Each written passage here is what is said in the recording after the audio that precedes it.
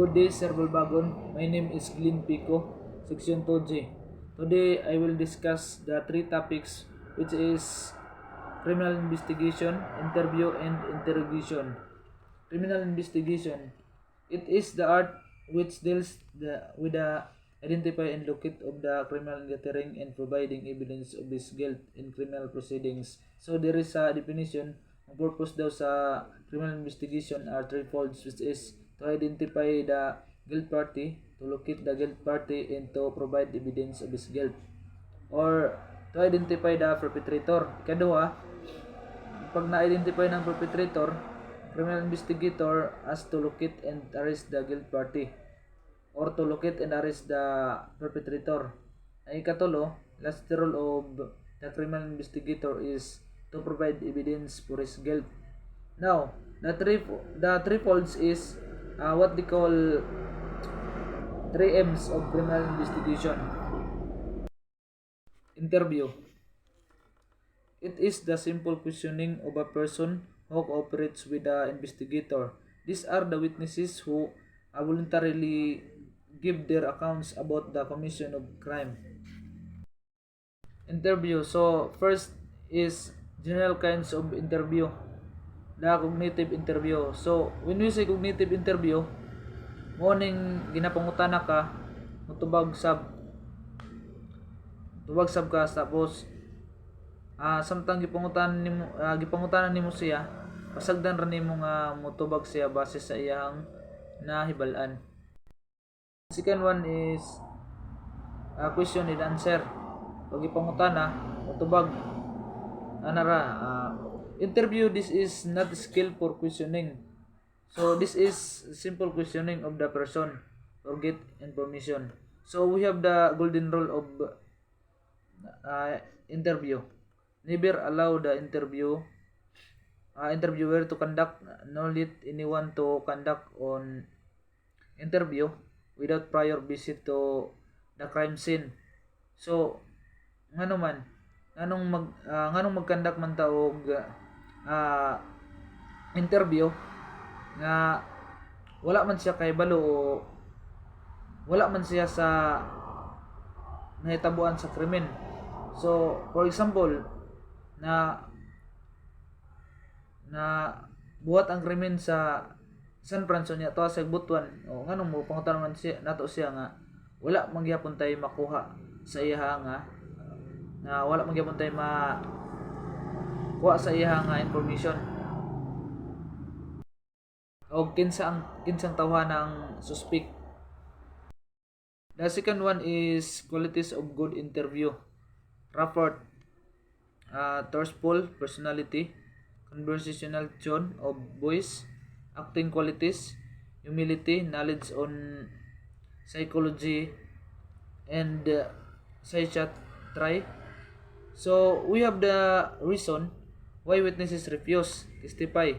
So the first one is fear of reprisal. So morning madlok sila nga motugan kay basig madamay pa sila sa sila ana o mabalikan sila sa ilang gitugan. Great inconvenience. So siyempre pag ikaw ang witness, kinahanglan every hearing na adjud ka kay ang witness. So what if wala no sipot ang kalaban, so dako na kay nga abala sa imo. Ang ibuhat sa uban nga witness para dili sila abala is di na lang sila magpa-testify. Hatred against the police. So when we say hatred, naa sila kasuko sa police. For example, sa una na nga sila tabang sa atong mga kapulisan pero wala sila natabangan, so dili na sila mag-cooperate sa police bisan pag naa sila nahibalaan. This one is because of bias of witnesses. So for example, naatay witness pero kaparyentihan rad ay parente ra din niya o kahigala, amigo. So di niya gusto ilaglag ang iyang parente or amigo. So bisag nakaibalo siya, di na lang siya mo istorya. Next one is avoidance of publicity. So mao ning mga tao nga kaning maulawon sa kadaghanan. The last one is restriction, family's restriction. So dili sila gusto nga madamay pa ilang pamilya. So di na lang sila mo istorya pod. Second one is the roles in questioning. So one question at a time, kay basig sa kadaghan basig maratol ang gi-interview. Avoid implied answer. So likayan ang pagkanga-kanga kay tungod anang pagkanga-kanga dili kay na masulat sa nagasulat or di kay na di ma-record ang ilang gipang istorya. One is simplicity of question, yes and no answer. This one we have the types of witnesses. First is no nothing type. So mao ning mga walay na ibalan or nakabalo pero ingon-ingon na lag wala para adi na lang sila para dili sila damay. Disinterested type. So mao ning mga walay interest sa kaso although nakabalo sila pero wala man sila interest nga mo apil-apil ana. So dili sila mo pa-testify. Drinking type. So mao ning mga tao nga moamin ra if nakainom or hubog. Pero dili nato pwede gamiton lang testimony if ever nga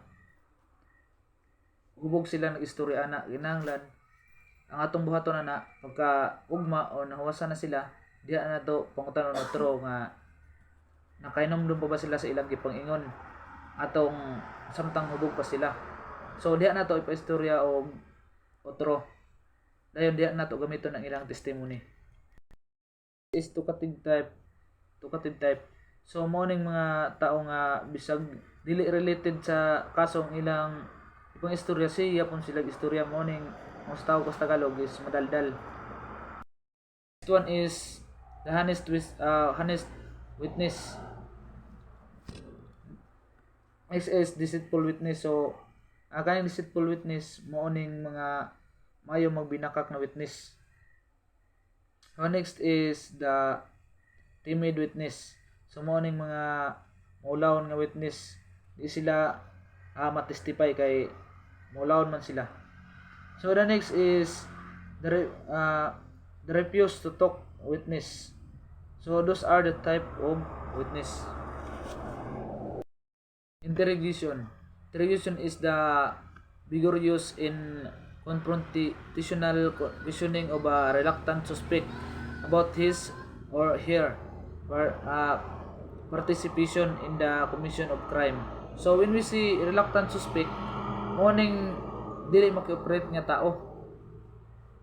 Goals of interrogation: to find out the truth about the crime, to obtain an admission or confession or guilt from the suspect, to gain all facts in order to determine the method of operation or modus operandi and circumstances of the crimes in question, to collect information that guides investigators to arrive at the logical conclusion. So next we have confession. There is declaration of the person accused. The accused acknowledges guilt from the commission of a crime. Guilt is admitted. So when we say confession, mao ning ilang giamin ilang krimen nga nabuhat. Next is admission. There is the statements of the person accused.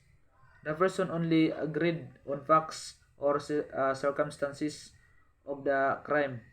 There is no acceptance of guilt. So mao ning kalayan sa confession o admission. So we have here the kinds of confession. So the first is extrajudicial confession and voluntary extrajudicial confession.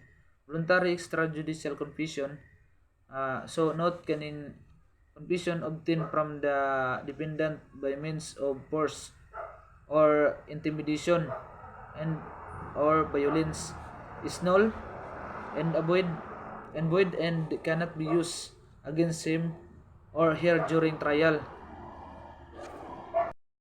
So ang tawag ana is a doctrine of poisonous tree. So nganong bawal man nato siyang gamiton? Tungod wala siya free will. Ipugos natong paamin ang krimen nga wala man niya buhata. Mao na gitawag nga doctrine of poisonous tree. The last we have judicial confession.